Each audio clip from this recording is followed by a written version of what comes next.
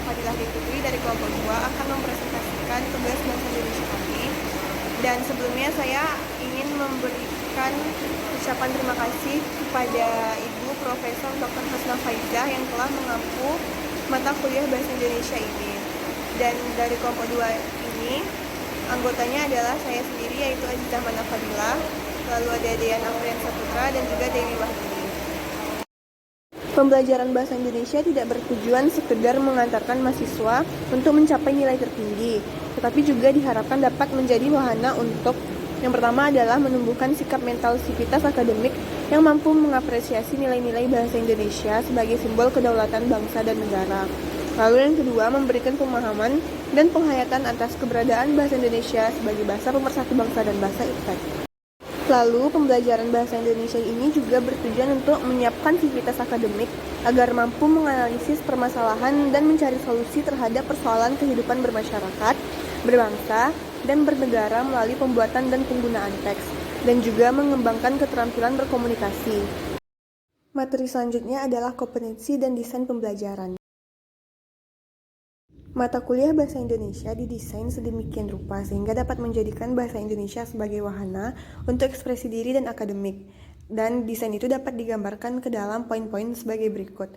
Yang pertama adalah lulusan yang tercantum dalam Permendikbud tentang Standar Nasional Sistem Pendidikan Tinggi. Kompetensi inti mencakupi unsur nilai spiritual, nilai sosial, pengetahuan, dan keterampilan. Lalu yang kedua adalah kompetensi dasar atau KD yang merupakan kemampuan spesifik yang isinya mendeskripsikan kemampuan yang berkaitan dengan substansi mata kuliah.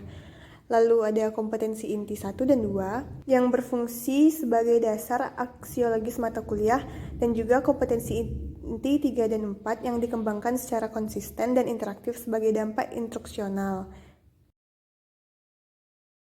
Selanjutnya adalah kompetensi inti 1, 2, 3, dan 4 yang secara bersama-sama merupakan entitas capaian pembelajaran dalam konteks utuh, proses psikologis, pedagosis, atau andragosis sebagai suatu pencapaian atau perwujudan tujuan pendidikan nasional.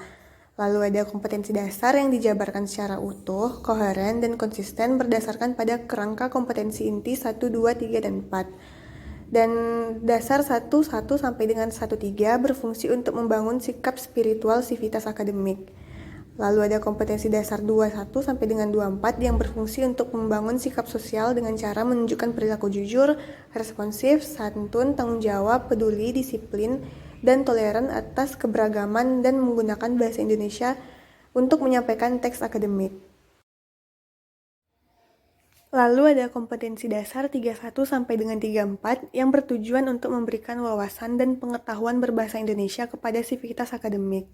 Dan yang ke-10 adalah kompetensi dasar 41 sampai dengan 47 yang bertujuan untuk memberikan peningkatan keterampilan berpikir kritis untuk berbahasa Indonesia sesuai dengan norma bagi sivitas akademik. Baiklah, sekian presentasi yang dapat saya sampaikan.